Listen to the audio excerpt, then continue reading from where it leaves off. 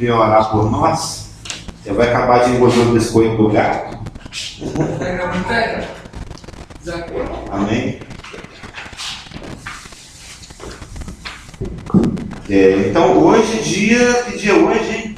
Hoje dia 4 de maio, não é isso? Hoje, dia 4 de maio de 2014, nós vamos começar a escola dominical. E o irmão xadrez aqui vai orar por nós.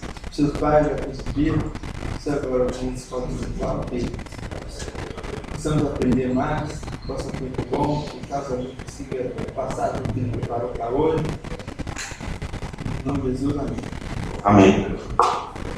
Nós temos visto que a lei já era, a lei caducou, a lei prescreveu, que a lei foi substituída e dentro dos preceitos, né, dentro dos mandamentos, dentro das ordenanças que faziam parte da lei, existia aquela parte da lei que dizia respeito à questão cerimonial, que dizia respeito à questão da adoração, da forma de relacionamento religioso da nação de Israel com Deus.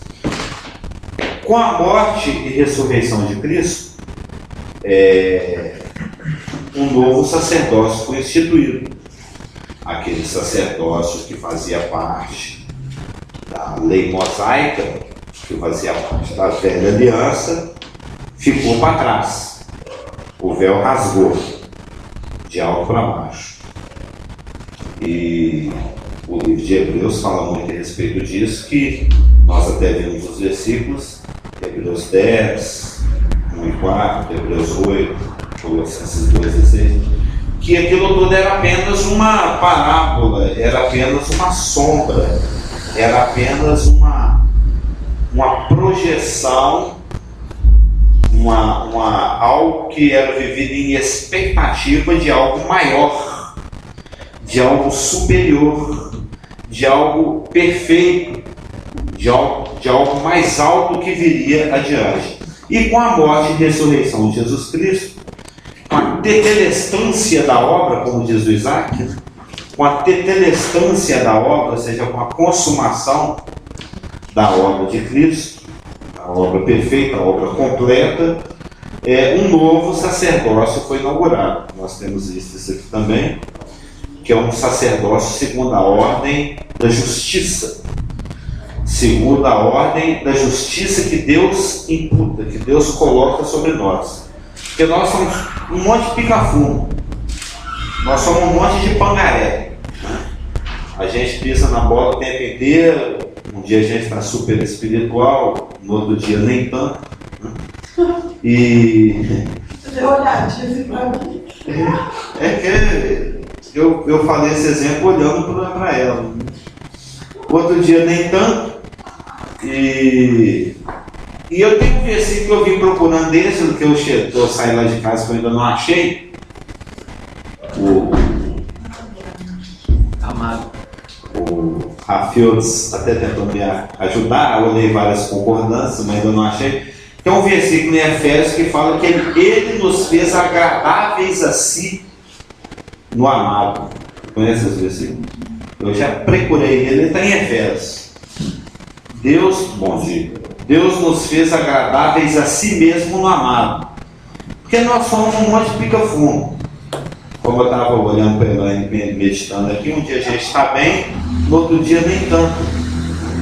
Então existe, se Deus é aquela pessoa em quem não existe sombra nem variação, como digo, nós oscilamos, nós vacilamos nas nossas emoções, porque nós estamos no meio de um campo de batalha. A gente às vezes toma uma dardada na cabeça, aí a gente dá aquela fraquejada. A dardada é um dardo, né? Toma aquela dardada, aí a espiritualidade dá aquela puxada. Mas, conforme o pastor tem pregado aqui 3.838 mil vezes, Deus não nos trata segundo os nossos muitos pecados, mas segundo as suas muitas misericórdias. Ele nos fez agradáveis a si no amado. Quando Ele nos olha através de Jesus Cristo. Aí nós nos tornamos tão amados quanto Ele é amado com A maiúsculo. E uma vez no amado, nós fomos incluídos nesse sacerdócio. 1 Pedro 2,5 diz: vós sois sacerdócio real. 1 Pedro 2,5. Em Apocalipse 6 diz que Ele nos constituiu sacerdotes. Em 1 Pedro 2,5 também fala que nós, como pedras que vivem, também vós mesmos, como pedras que vivem, sois edificados casa espiritual para ser de sacerdócio santo, a fim de oferecer sacrifícios espirituais agradáveis a Deus por intermédio de Jesus Cristo. 1 Pedro 2,5 então fala que,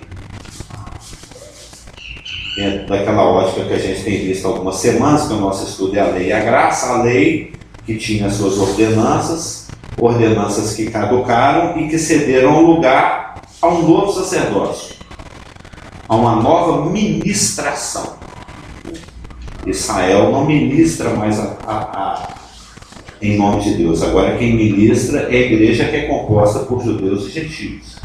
Isso provisoriamente, até que Deus restabeleça o trato dele com os judeus.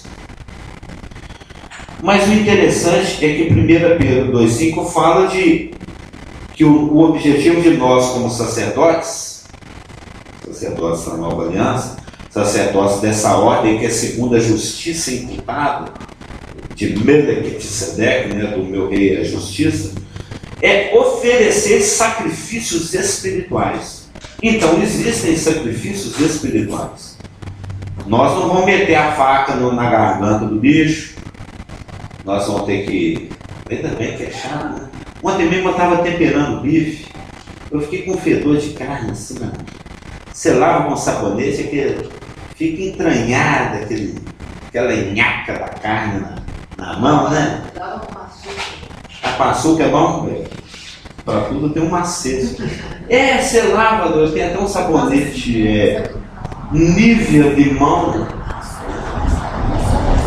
Enche a mão de sabão e... Não, você põe água, especialmente no fim de tomar, lava com açúcar cristal, lava assim, depois antes do sabão. Açúcar cristal. É para isso que o açúcar cristal serve. Como é que é? É para isso que o cristal Tem serve. utilidade, tá vendo? É porque lá em casa acho que nem tem açúcar, vou ter que pedir na sogra. Lá em casa não compra açúcar. Então nós não matamos o bicho, não arrancamos a pele dele, a gente não tem que fazer perfume, a gente não tem que fabricar incenso, a gente não tem que rachar a lenha e levar lá para o altar para pôr fogo, a gente não tem que ficar tirando a gordura do bicho, a gente não tem que destroncar a cabeça e o pescoço da rolinha e da pomba, né? Nem ficar metendo o dedo lá no pescoço para jorrar sangue, a gente não faz nada disso. Quem fazia isso é uns sacerdotes segundo a ordem de Arão, que ministravam em sombra de bens vindouros, Hebreus 10:1, que ministravam em figura e sombra de coisas superiores e celestes. Eles eram uma parábola para essa época que nós estamos. Nós oferecemos sacrifícios espirituais. Lembrando aquilo que o irmão Ivan me ensinou, que o sacrifício não é algo que te custa, que é algo pelo sacrifício, é aquilo que se oferece. Nós não oferecemos bodes, nós não oferecemos sangue, nós oferecemos oferendas, ofertas espirituais. E que ofertas, que sacrifícios espirituais são esses? Eu te pergunto, que sacrifícios espirituais são esses? É o assunto da nossa preleção de hoje. Quais são os sacrifícios espirituais que nós, sacerdotes de um novo sacerdócio, o sacerdócio da ordem de Melquisedeque, os sacerdotes da ordem daqueles que têm a justiça imputadas em si mesmo, porque nós Não que nós possamos alguma coisa, mas a nossa suficiência vem de Deus. Eu disse versículo onde algum lugar. E antes de entrar no assunto, só para fechar, 2 Coríntios 3, de 6 a 9 e 18. Só para acabar de fechar a questão de que nós somos sacerdotes reais. Sacerdotes de uma nova ordem, da ordem do Melequisedeque. E o nosso objetivo é oferecer sacrifícios espirituais agradáveis a Deus por intermédio de Jesus Cristo. 1 Pedro 2,5. E 2 Coríntios 3, de 6 a 9, 18, diz o seguinte: Deus nos habilitou. Se o guarda de trânsito espiritual parar a Elaine ali na blitz espiritual, fala assim: eu quero a sua habilitação de sacerdotisa. Aí ela arranca assim a habilitação, está lá a fotinha dela. Sacerdotisa Elaine Filgueira, segunda ordem de Melquisedeque. Ou seja, ela está habilitada, ela tem a carteirinha, né? Credencial. Deus, não, e essa é quente, não é dessas que vem lá de São Paulo, de Divinópolis. Essa não é comprada, não. E Divinópolis costuma ser meio gelada, né? Deus nos habilitou para sermos ministros de uma nova aliança. Não da letra, mas do Espírito.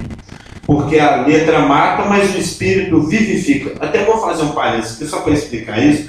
Quando você vai nesse 2 Coríntios 3, o contexto aqui é a lei mosaica, a velha aliança, e a nova aliança, essa que nós estamos vivendo em Cristo. E tem um monte de bobão aí que fala assim: você fica lendo muito a Bíblia, não, porque a Bíblia deixa o cara doido. Eles me falavam isso muito quando eu comecei a convertir.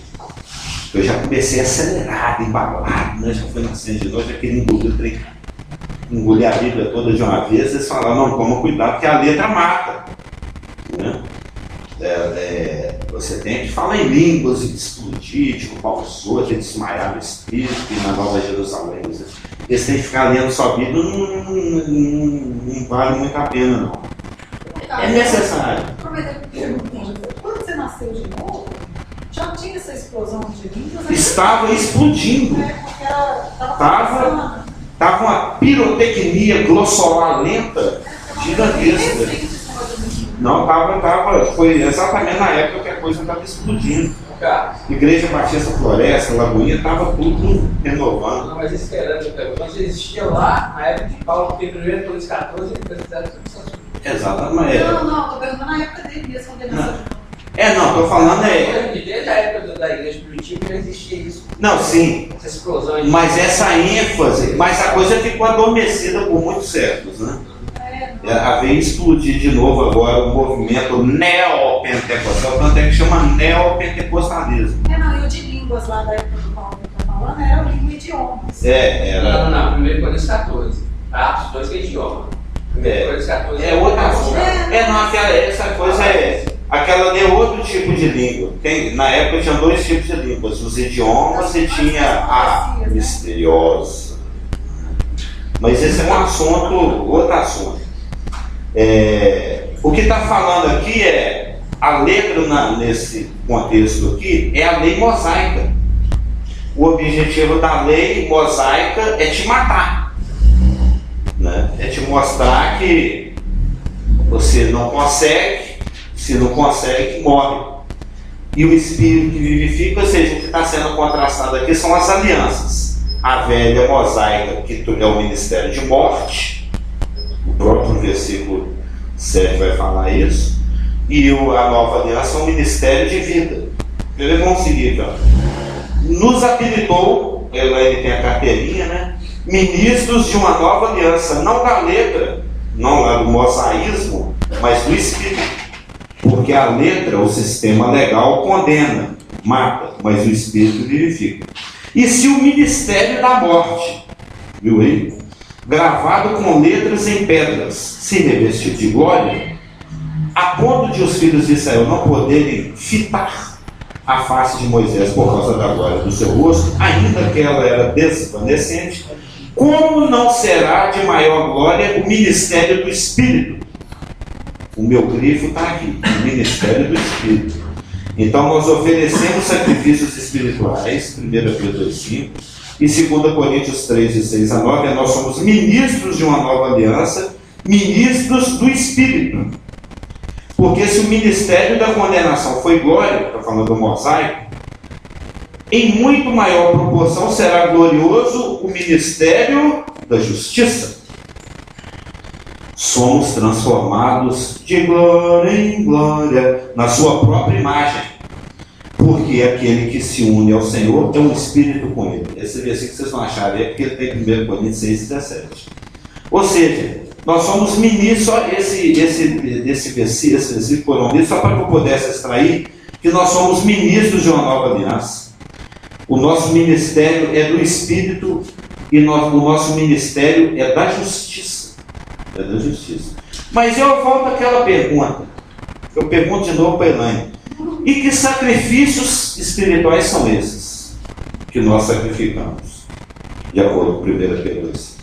Quais são esses sacrifícios? São 4. Que sacrifícios são estes que fazem parte deste novo sacerdócio perfeito, do qual participamos e dos quais os outros eram apenas uma figura sobre parábola? Quando fala em sacrifício, ninguém pensa num versículo muito famoso, não? Hebreus capítulo 13.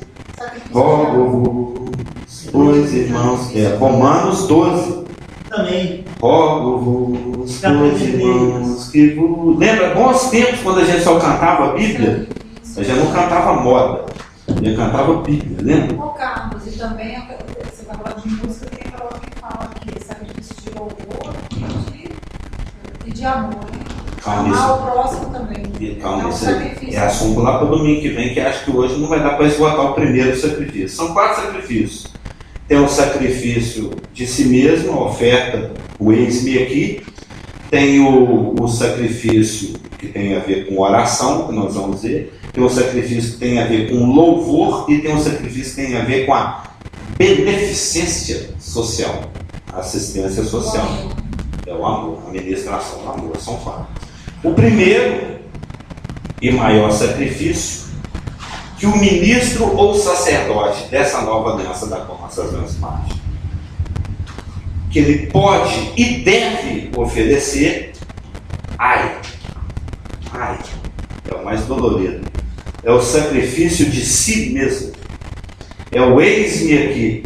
Lembra lá daquelas palavras que ele falou? Negue-se a si mesmo, tome a sua cruz e siga, que está em Romanos 12, 1, que nós cantávamos, lembra?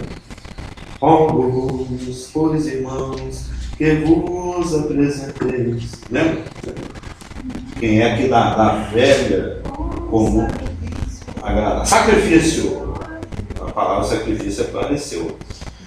Romanos 12, 1 diz: rogo-vos, pois irmãos, pela compaixão de Deus, ou pelas misericórdias de Deus, em outras traduções, que apresenteis os vossos corpos em sacrifício vivo, santo e agradável a Deus, que é o vosso culto racional.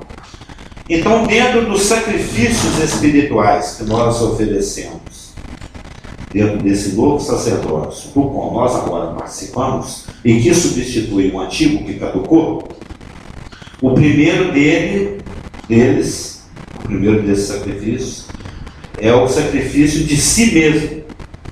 Não sou eu, se eu não me engano é Gálatas, né? Não sou eu mais quem vive, mas Cristo vive em mim. 2:20. Gálatas, né? Ou seja, eu não decido mais nada. E se você decidir sozinho, você é um burro. Porque você vai decidir errado. Porque Cristo falou: olha, sem mim muitas das coisas não podereis fazer. Não é isso que o versículo fala? Nada. Pô, é dolorido isso, né? A gente é tão burro, tão incompetente que a gente não consegue fazer nada. Ele tem que fazer tudo. Sem mim nada podeis fazer. Porque tem as coisas que realmente a gente olha e fala: não, a gente tem que pôr Deus aqui nessa jogada, porque isso aqui está difícil. Mas aquele outro ali deixa que eu resolvo. É aí que a gente, né, dá com os burros na água, é aí que a gente dança. A gente achar que tem algumas coisas que nós conseguimos resolver por nós mesmos. Não conseguimos fazer nada. João 15:5, se não me engano, 3. 15:5 Bíblia. É 5. Eu diria até C. João 15:5C. Sem mim nada podeis fazer. Então, a gente fala assim, quando a gente obedece Romanos 12:1 e se apresenta como um sacrifício vivo a Deus, é a mesma coisa de falar assim, eis-me aqui. Lembra? Samuel, Samuel, eis-me aqui. Abraão, eis-me aqui. Moisés, não é? Deus chamava, a pessoa falava assim, sim, I'm present. Presente. Eis-me aqui. Sim, senhor. Levantamos, capitão. Né? Então, você se apresenta, você se disponibiliza. E uma vez que você se disponibiliza ao Espírito, a primeira coisa que ele vai solicitar, antes de fazer um trabalho, por exemplo, isso tem várias passagens que a gente pode perceber esse princípio, como por exemplo em Atos 6:4, é que ele vai te levar a orar. Não tem nenhum tipo de serviço, você se disponibiliza, você se apresenta. Se você se apresenta, ele vai ter algo para você fazer. Deus sempre tem uma tarefa, sempre tem um serviço para ser feito. Não tem uma hora, não tem nenhum momento da história da humanidade, em qualquer dispensação que seja, em que alguém não se apresentou para Deus. Eu falei, ei Deus, o que você está precisando que eu faça? Não, hoje tem nada para fazer não, para folgar. Nunca aconteceu isso. Sempre tem alguma coisa para fazer, porque a humanidade dá muito trabalho, né? Então sempre tem alguma coisa para ser feita. Então se você se disponibilizar, você pode ter certeza que vai ter serviço. Nunca falta serviço. É aquela casa, sempre está precisando varrer alguma coisa, sempre está precisando empurrar um móvel, um copo, sempre, não falta serviço. E tem uma coisa que não falta no ministério, na Nova Aliança, é serviço. Se você quer ficar à toa, não ganhar nada lá na eternidade, você não se ofereça. Vai vivendo a sua vidinha medíocre mesmo e tomando suas decisões sozinho. Essas decisões incompetentes e inócuas, né? Inócuo é uma boa palavra, né? Já que sem mim nada podeis fazer, o que você faz é inócuo, é sem valor. Ou você pode, senhor, se apresentar, aí vai ter serviço. E uma vez que você se apresentou, se disponibilizou, e ele vai te conduzir a um serviço, ele nunca te conduz a um serviço sem que antes você faça uma conexão com Deus. Você ora. O Espírito sempre conduz o crente à oração. Sempre. O tempo todo. Em qualquer questão. Eu vou fazer a curva ali. Se você se disponibilizar para o Espírito e pedir direção a ele, a primeira coisa que ele vai fazer é que você se conecte com Deus através da oração. Acho que é Romanos 8, alguma coisa, que fala que ele está sempre no serviço de Google Translation, né? Ele está sempre Google translatando as suas intenções, as suas orações, as suas Romanos 8:26. O Espírito está sempre no serviço de assistência. Né? Também o Espírito, semelhantemente, nos assiste em nossa incompetência, em nossa inocuidade, nossa fraqueza, porque não sabemos orar como convém. Você vê, a nossa incompetência é tanto que nem orar a gente sabe. A gente já pensa que sabe.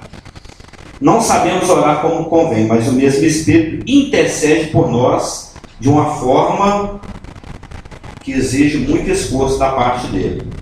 Ou seja, você se disponibiliza, Romanos 12:1, aí tem serviço sim. Bem-vindo. Obrigado pelo ex-me aqui. Mas antes de trabalharmos, vamos ver de que jeito é que eu quero que se faça esse serviço. Aí no que você sossega a sua alma e se prostra diante do trono e ora, aí o Espírito Santo vai te conduzir a forma como ele quer que você faça o que Ele quer que você faça. Isso é visto, esse tipo de princípio é visto em vários lugares. Por exemplo, aqui em Atos 6:4. Quando surgiu um serviço para fazer. Apareceu um serviço, a igreja estava crescendo muito. Pedro pregava 3.000, pum! A igreja tinha 120 pessoas. Imagina aqui, pastor. Vai lá na Praça 7, a gente aqui meia dúzia de gato pingado, faz uma pregação, converte 3.000. Como é que você vai enfiar 3.000 pessoas nessa garagem aqui? Sim. Aí, isso foi na sexta. No semeador. 3.000 converteram. Aí, no domingo vai ter 3.000 aqui na porta querendo entrar. Vai sobrar gente, né? E lá esse reunião num cenáculo. Era tipo isso aqui. Era uma garaginha mesmo. O lugar onde os 120 se reuniu na época lá de Atos. O Pedro foi se disponibilizar, o Espírito usou, ele pregou mais 5.000. Não. Agora o caldo entornou, já não tinha lugar para pôr 3.000, agora não pôr mais 5.000. Não foi assim? Já pregou 3.000 convertidos, pregou de novo mais 5.000, 8.000. Eles eram 120 pessoas, viram 8.120. Eu lembro até bem do nosso antigo pastor, ele uma vez me confidenciando, falou: Carlos, eu estou fazendo uma oração, que eu estou pedindo 100 jovens para essa igreja. Mas eu sei que com esses 100 jovens virão 100 problemas. 100 jovens, 100 problemas. Vai vir um monte de hormônio, vai vir um monte de mãe e irmão olhando para o outro. Aí o pastor vai ter que dar um jeito de apartar essas ovelhas, de conduzir essas ovelhas, dá trabalho. Se você se oferecer para isso, vai dar trabalho. E de que quando esses 8.000 vieram viúva, veio órfão, veio negro que precisava aprender como é que vive, tiveram trabalho. E o trabalho se avolumou de tal maneira que eles tiveram que fazer a eleição de serviçais, de prestadores de serviço lá dentro da comunidade de existência. Eles vão escolher aqui uma turma de pessoas experimentadas, pessoas que têm noção de como é que se faz as coisas, e vão colocar eles para liderar os serviços. Foi a primeira eleição de diáconos.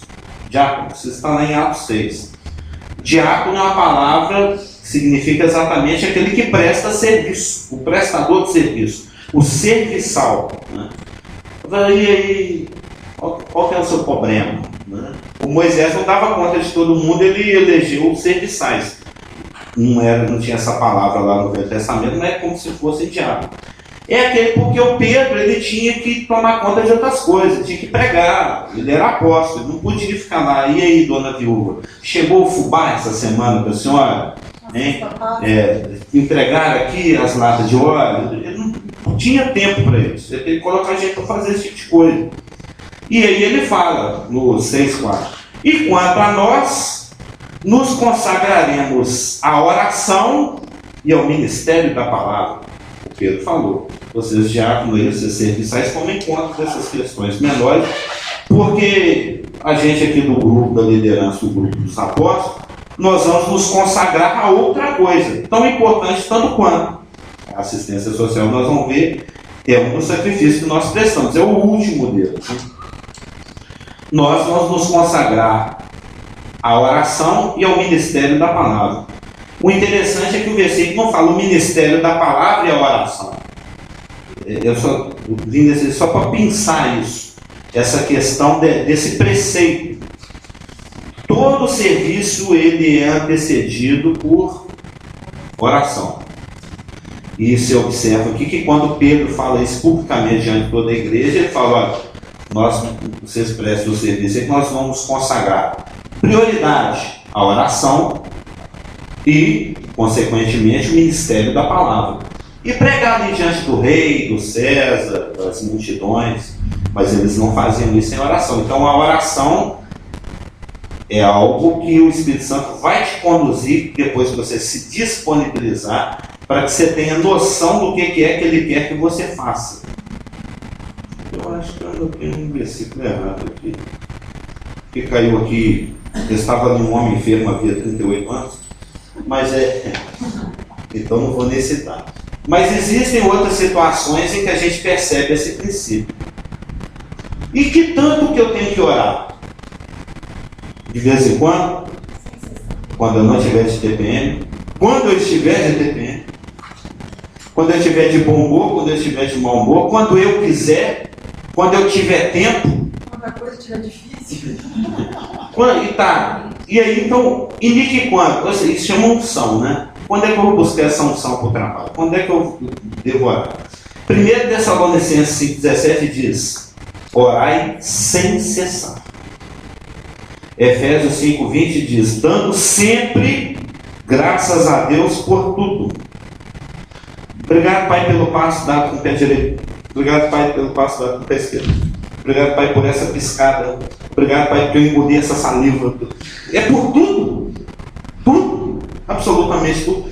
Obrigado por esses centímetros cúbicos de ar que eu respirei.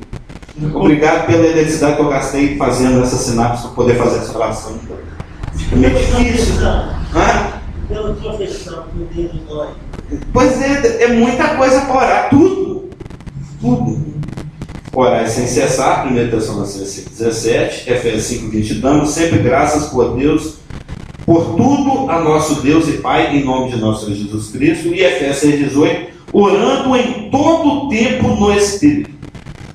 Lembra do nosso estudo de Efésios 6? Efésios 6, a última arma da armadura lá, lembra que a gente estudou a armadura? Ficamos aqui 300 anos estudando a armadura, 313 anos e 2 meses estudando a armadura, né?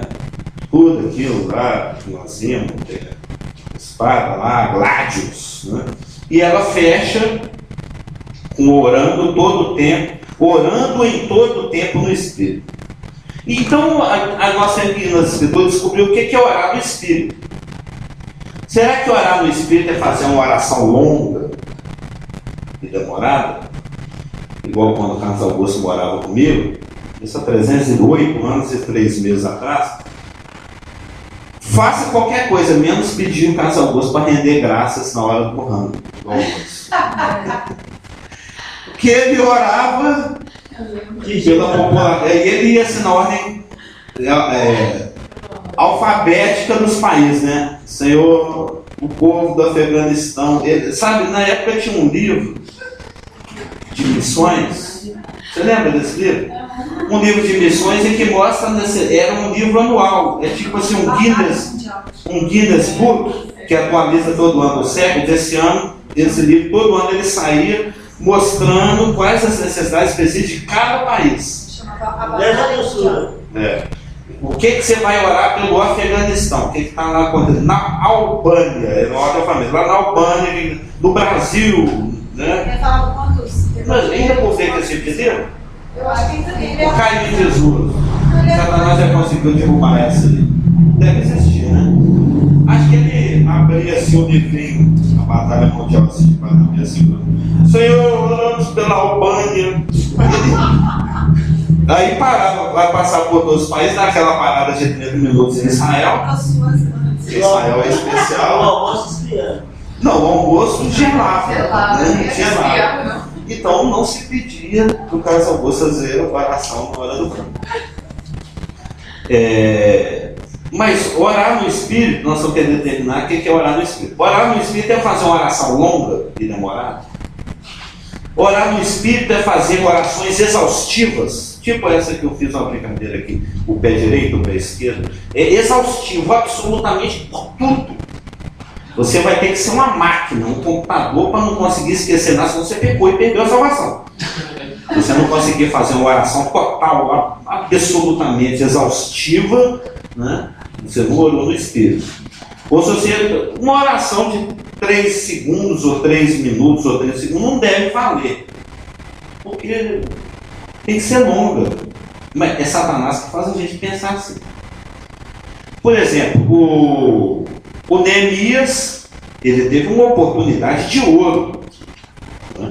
E estava dentro do plano de Deus que aquilo acontecesse. Tinha profecia para se cumprir ali, Daniel, né? Lembra quando você estudou a 70 semanas do Daniel? Ele está lá espremendo a uva no copo do rei, que o ofício dele é um ofício triste, né? bebe aí, se estiver envenenado eu vejo, você morrer, não bebo. Se você beber e ficar só alegre, eu bebo. Essa era a profissão do Neemias. O Neemias está lá espremendo a uva lá no copo do rei. Aí o rei vai ficar preocupado com o que está acontecendo na vida de um escravo. Ele era um judeu, na corte de um persa. Os persas eram a elite do mundo. E ele era um judeu escravo, um cativo qualquer lá, um serviçal, um espremedor de uva. Se bobear, ele cai morto lá porque estava envenenado, chama o próximo, põe no lugar dele, não servia para nada, ele era um descartável. E o rei se interessa. Ô Neemias, o que foi? Sua namorada brigou com você? Está meio de bode aí, está preso. Aí ele tem uma oportunidade de ouro, né? Uma oportunidade que eu não estou triste porque minha cidade está destruída. Se eu podia me ajudar, me arranjar aí uns 2 milhões de reais para reconstruir minha cidade. Essa é a oportunidade que ele ia ter. O que ele fez? A gente lê lá no texto que Neemias orou ao Deus do céu, aí ele falou. Não foi uma oração muito longa, foi uma piscada de oração, com uma coisa assim de segundos. Entre a pergunta do rei e a resposta que ele tinha que dar. O que você está de bode? O que você está triste? Eu posso fazer alguma coisa com você? Aí ele pensou, orou, pim, e respondeu. Ele orou, o Espírito Santo deu a condução do que ele tinha que falar, e ele já foi falando. Todo mundo conhece a história. Ele falou, não, como é que eu poderia estar alegre se a cidade dos meus pais está lá, destruída, e isso me deixa muito triste. Aí o rei falou, não, o que eu posso fazer com você? Ele falou, me dá um cheque em branco aí. Assinar, se eu gastar com tudo que eu precisar. Falou, beleza, mais alguma coisa? Você me arranja uma escolta também, porque eu tenho um monte de inimigo. Eles iam me seguindo aí, uma limusine com um monte de batedor ao redor. Não, beleza, mais alguma coisa. O rei estava bonzinho, né? Era o Longimanus, né, do Mão Grande. E é toda uma outra história. Ou seja, isso é uma das situações que mostram que a oração do Espírito não é uma oração longa. A oração pode ser longa, mas ela não tem que ser longa, né? A oração pode ser exaustiva, pode ter aquele dia em que o Espírito chama e você faz uma oração mais abrangente, que vai catando tudo que for possível de buscar para colocar em oração. Mas nem sempre é assim. E Satanás, ele insinua, ele quer que a gente pense exatamente que a oração é para ser válida. Ela tem que ser longa, ela tem que ser demorada, ela tem que ser exaustiva, ela tem que ser escrutinante, ela tem que abranger absolutamente tudo. Por que ele insinua, ele projeta isso? Que se a oração não for bem caprichada, vamos colocar, se for caprichada, ela não vale. Porque ele sabe que nem sempre existe essa disponibilidade. Nem sempre existe a disponibilidade para você fazer uma oração caprichada, vamos colocar assim, né? Uma oração longa, uma oração abrangente, uma oração escrita. Olha, o raciocínio dele é esse. Eu vou projetar para esse crente povão que ele conhece Bíblia, que a oração tem que ser caprichada, longa, abrangente. Se não for assim, não vale. Eu penso bem. A oração que vale é a oração bem caprichada, gordona, uma oração gorda, uma oração que vasculha tudo. Como eu não tenho tempo, eu não vou orar. Quando eu tiver tempo de fazer uma oração caprichada, eu oro. O que vai acontecer? Você quase que não vai orar. Aí o inferno adora, ele gosta muito. Se você não ora, é ótimo. O ideal é que você morra, né? Ele vem para matar, roubar e destruir. O ideal é que você morra.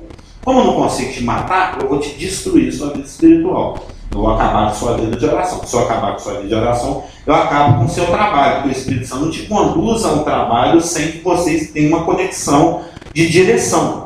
Você não age sozinho, você precisa de uma orientação da torre, né? Você precisa que alguém te oriente nos detalhes. E os detalhes eles se revelam progressivamente, passo a passo. E é no passo a passo que ele vai te conduzindo, e é no passo a passo que você vai orando. Então, orar no Espírito empata com Romanos 12. Romanos 12 fala para você se apresentar como sacrifício vivo, você se disponibilizar, você falar o eis-me aqui, orar sem cessar. Eu lembro que eu falei isso aqui no nosso estudo da armadura, do Efésios 6. Orar o tempo todo não é orar o tempo todo, segundo após segundo, minuto após minuto. Orar o tempo todo é estar o tempo todo disponibilizado para a convocação que possa ser que o Espírito Santo convoque. Ou seja, você fica no... A televisão está ligada, mas não está. Ela não está desligada da tomada. Ela está no stand-by. A luzinha vermelha fica ali, não é? Se você apertar o controle, ela liga. Você não precisa levantar da cama, ir lá da tomada, ligar da tomada, para depois apertar o controle. Ela fica ali no stand-by. Orar sem cessar, orar o tempo todo, é ficar no stand-by. Você ficar disponível. Se você precisar, você pode me chamar, por favor. Quando eu vou aqui fazer comida para os meninos, mas se precisar, pode me chamar, tá? E ele sempre vai te convocar. Se você, depois eu falei, se você se disponibilizar, ele vai chamar. Então, orar sem cessar, orar o tempo todo, não é aquela forma que Satanás insinua e que é quase que impraticável. Não, se você for um Epáfras, alguém, um Paulo, que está lá na cadeia, o que você tem que fazer hoje? Nada, ficar sentado preso aqui, aí o Espírito Santo te chama para orar nesse sentido. Você tem nada para fazer, o que você tem que fazer é que preso, está sentado nessa cela esperando o César me decapitar. Né? Então, aproveita e ora. A gente sabe, através das epístolas, né, nas saudações finais lá, que tinha pessoas que se envolviam com esse ministério. Se não me engano, o Epáfras era um deles. Já que eu estou em Cana, e ele estava em Cana, segundo a vontade de Deus, exatamente para prestar um ministério de intercessão. Ele ficava lá orando pela igreja, disponibilizado do Espírito Santo. Esse orava do jeito que Satanás gosta. Não, insinua, mas não gosta, né? Aí o Satanás quebrou a cara. Acaba que ele teve realmente tempo para orar full-timecamente, né? Do jeito que Satanás sugere que tem que ser as nossas orações, mas que não é assim que tem que ser.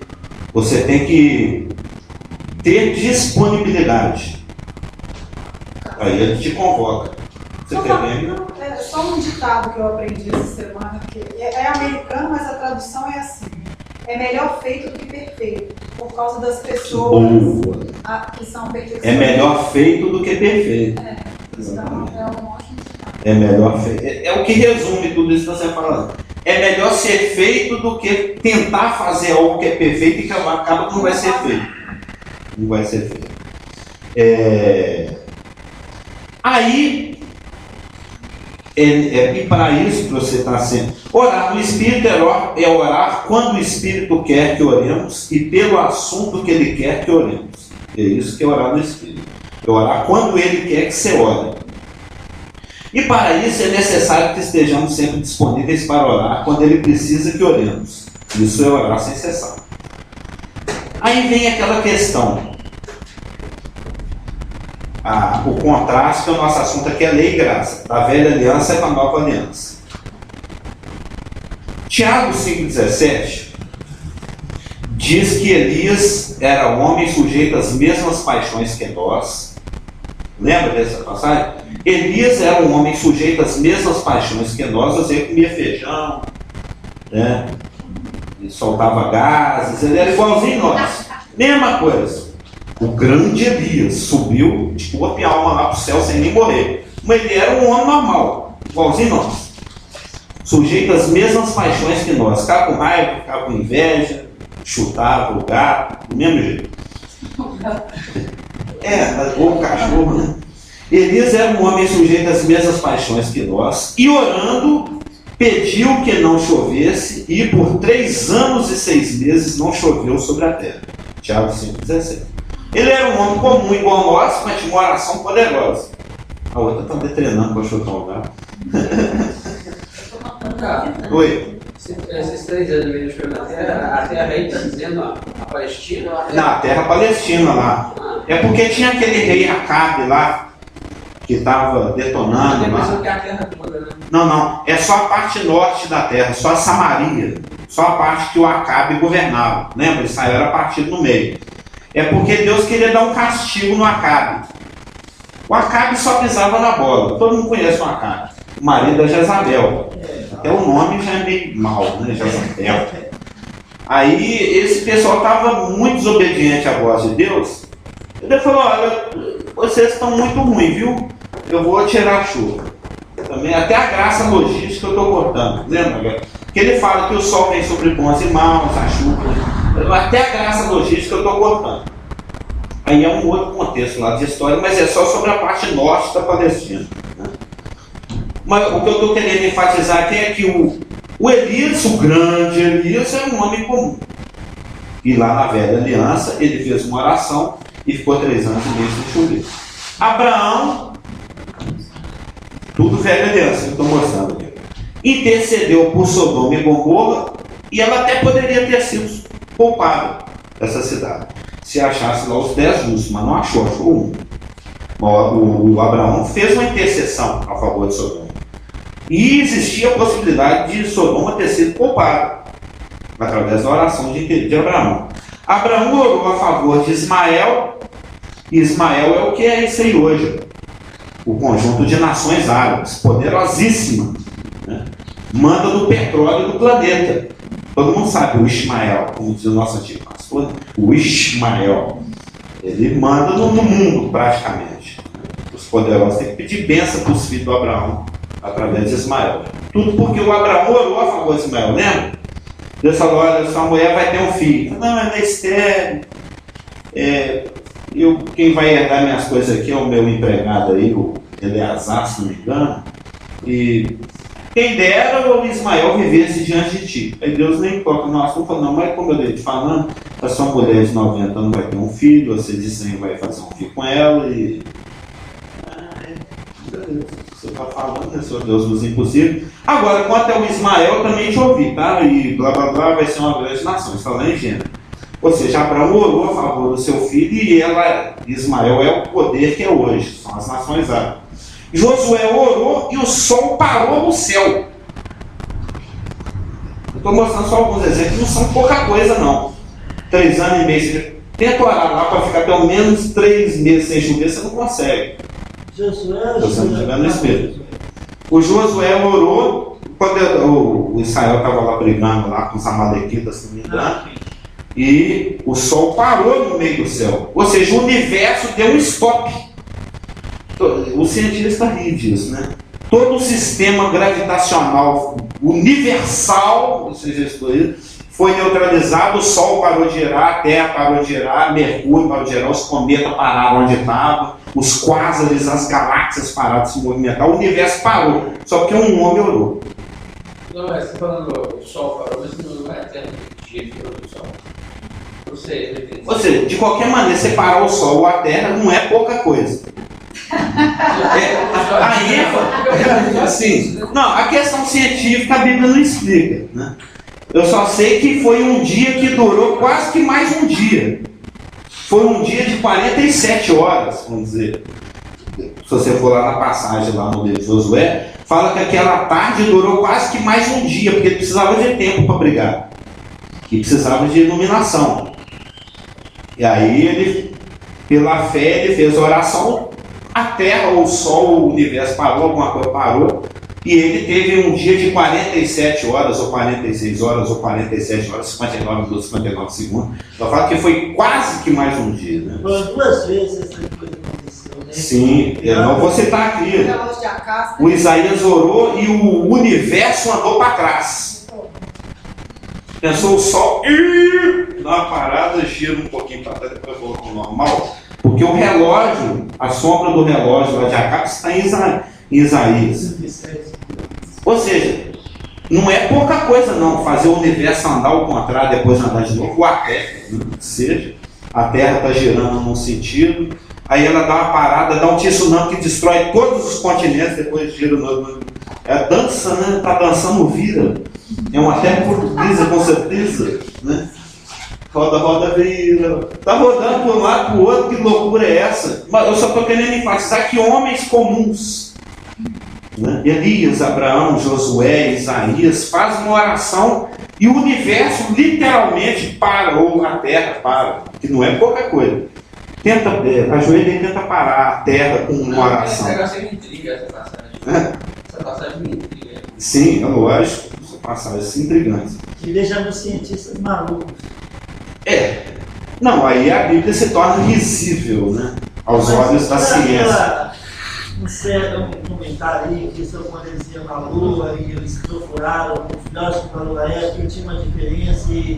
Tem isso, está na internet, aí, negócio da NASA, né? Até tem esse PPT. Acharam na Bíblia essa diferença nesses...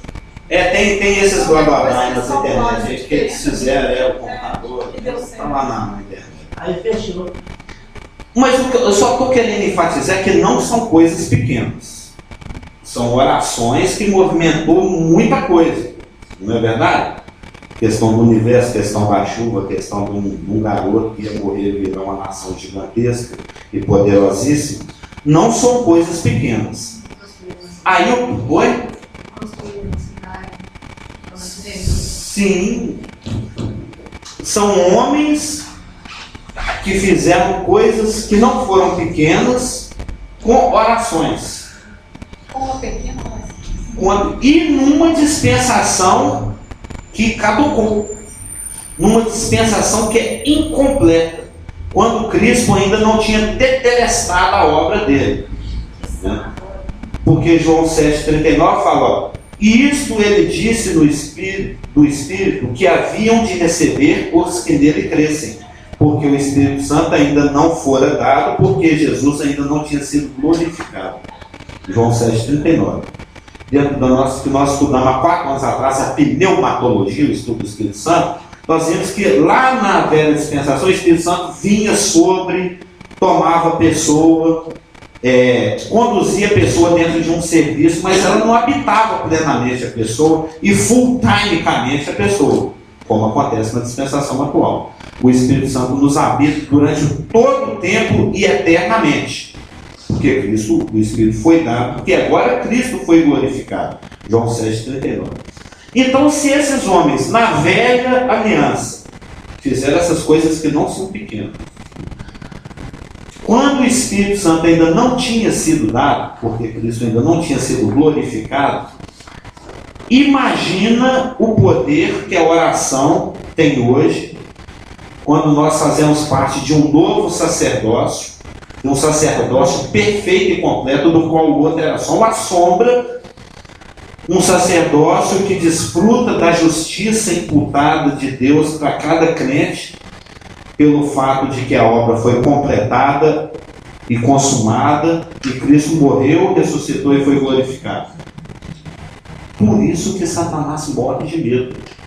Se tem uma coisa que ele não quer que o crente faça, é ajoelhar, orar. A nossa oração, dispensacionalmente falando, supera a de Elias, supera a de Josué, supera a de Isaías, supera dessa turma de Abraão, dessa turma toda, porque eles viviam numa dispensação incompleta, numa dispensação que ainda estava limitada pelo fato de que Cristo não tinha sido glorificado e a presença do Espírito não era plena. E eles, naquela velha dispensação, fizeram o que fizeram. O que nós podemos fazer hoje com a oração? Isso aqui é pequeno perto do que a gente pode fazer. Só para fechar aqui, ó, João 15,7. Se vós estiverdes em mim, e as minhas palavras estiverem em vós, pedireis tudo o que quiserdes, e vos será feito. Mateus 21:22, e tudo o que pedirdes em oração, crendo, recebereis. E 1 João 3:22, e qualquer coisa que lhe pedirmos, dele a receberemos, porque guardamos seus mandamentos. Qual você falou antes de 1 João 15:7, Mateus 21:22 e 1 João 3:22. No caso do Espírito, só João teve o Espírito desde o ventre da sua mãe. No entanto, os céus irão menor se comparar. Exatamente. Ele está lembrando aqui que lá do Velho Testamento, porque o João Batista ele era do Velho Testamento. O Novo Testamento começa com Pentecostes, né? Ele foi o único que realmente teve o Espírito, mesmo que existia nenhuma transição, né? A velha estava beirando caducar e a nova estava beirando ser inaugurada. Então, no fechamento da velha e caduca aliança, o único que realmente teve o Espírito full-timecamente foi o João Batista, desde o ventre da mãe dele, desde que ele estava no ventre, na barriga da Isabel, né? E mesmo assim, o irmão está lembrando ali que de todos os homens que nasceram dentro da mulher, João Batista é o maior, mas nos céus ele é o menorzinho. Qual foi o maior homem que existiu no mundo? João Batista. Esse nanico aí. Lá no céu ele é o menor, o maior de todos vai ser o menor de todos. Isso foi bom para enfatizar a grandiosidade da dispensação que nós vivemos. E tendo que só falta 2 minutos ali para acabar, na semana que vem a gente prossegue. Tem mais alguma coisinha para falar sobre a oração, aí nós vamos ver quais são os outros sacrifícios espirituais que nós, como sacerdotes da nova aliança, do novo sacerdócio, do sacerdócio segundo a ordem de Melequisedeque, podemos prestar. Amém? Podemos orar? Porque está quase acabando o tempo. Né? Pai amado e querido, muito obrigado porque o Senhor é um Deus bom, um Deus fiel, um Deus que nos educa, um Deus que nos ensina, um Deus que está sempre nos trazendo memória as coisas que o Senhor quer que façamos, e como façamos, e onde façamos, de que forma que o Senhor quer que façamos. Te agradecemos pela tua condução, pela presença do teu Espírito, por essa oportunidade de estar aqui te louvando, te adorando, aprendendo mais de ti. Te rogamos a tua unção para tudo aquilo que for feito, porque sem ti nada podemos fazer. E é por isso que oramos em nome de Jesus. Amém.